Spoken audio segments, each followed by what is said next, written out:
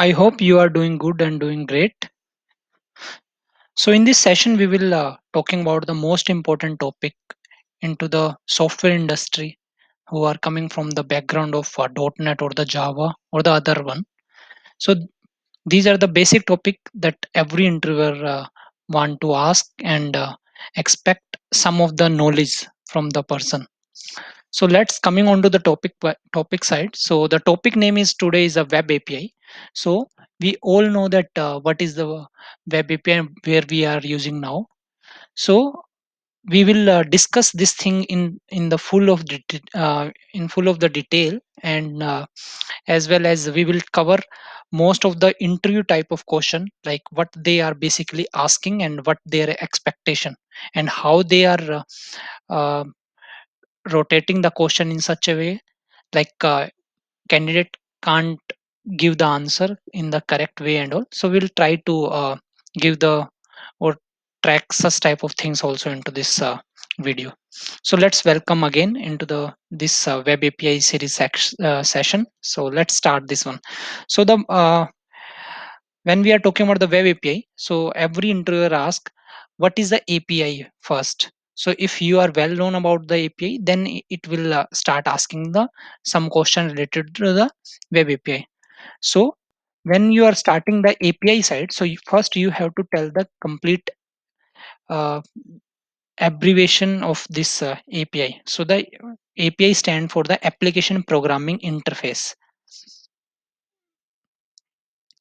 So what it means is it provide the connection between the computer or between the program. So you can specifically tell like API is basically the standard or the interface which are providing the interaction between the programs. Coming on to the next one is the web API. So the web API is the basically the name is suggesting is an API over the web. It is basically work onto the HTTP protocol, and we also need to mention like it is the concept, not a technology. We can build any of the web API using different technology like Java, .NET, and other things. So these are the two things which you always need to mention whenever anyone asks any of the question related to the web API, because this one is the basic understanding of the web API. After that, we will explain the diagram. So how the flow is going on here. So if you see here the web API, in the web API is the middle layer between the end user and your complete application layer. So if you see we have this data you can say it's a DB server like SQL server, MongoDB and all it and after that this one is the backend system there our backend logic we are returning. And after that this application functionality like any of the uh, some logic which we are writing any function and all, so everything as a you can say is a utility type of things here. So now web API, we are exposing some of the endpoint through this web API.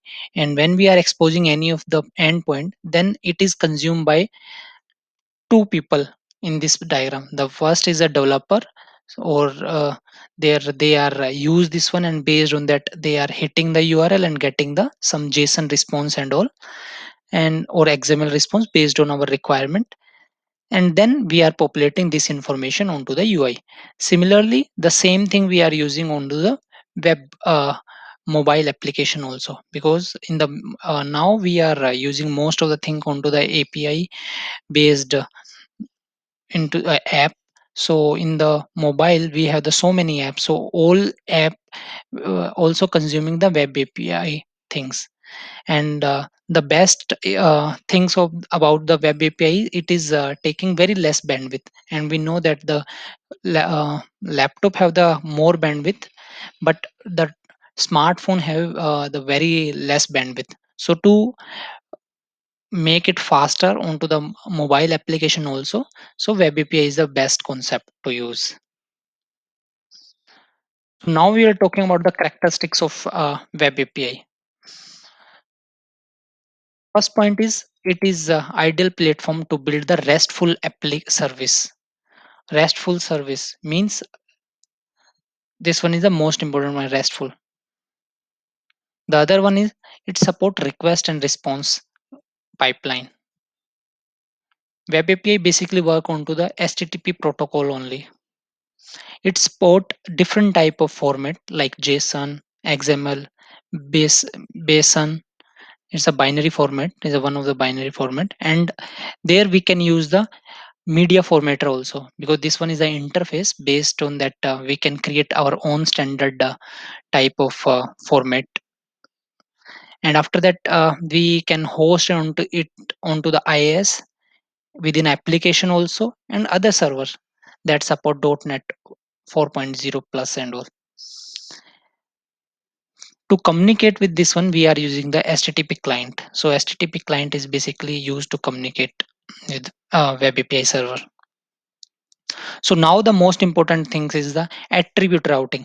Now before this slide we know that what is a web API, what is the use of this one, which type of protocol this one is using. Now how we are consuming or into the application or all, and what is the benefit for this one. So we will learn this thing from this slide onward. So routing, before coming on to this attribute routing we have the conventional based routing. So in the conventional based routing we have the our controller name, and after that action name and any of the id which we are passing. So these are the conventional based routing. So if I want to make this conventional based routing with little bit complicated, like after the controller uh, or after the action I want to add two more parameters, so it is very difficult to add, and it is very uh, so many things we need to take care. But attribute routing is basically give the advantage of this thing. So we'll cover this thing. If you see the attribute routing onto the at the controller level, because we know that these are the this is the my controller, and in this controller we have root prefix. So root prefix keyword which is tell us like my controller will start from the my home, and after that root. So root is action index, so it is the default action. So we are telling like always whenever this controller come into the picture, always uh, include the index as a action function first. So you can see the abbreviation also, and in those index one, so my root will be http host and whatever the port number or where we are deploying our web API, and after that slash my home slash index. Similarly about also slash my home slash about.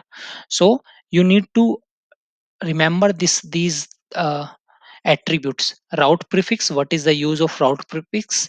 So it will always give the uh, preference onto the controller side on the controller will call with this specific name and all, and the root.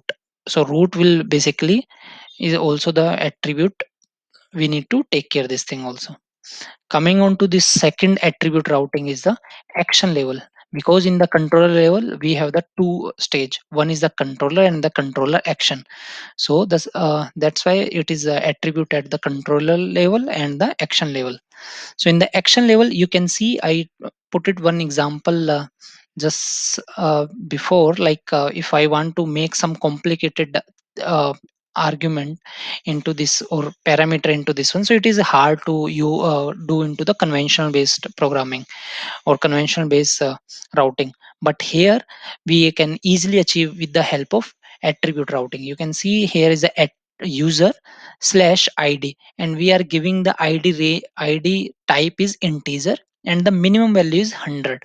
So you can't go with the below to this value, so this will take care of this thing. So if you pass slash user slash 100, so it will come onto or hit onto this action method.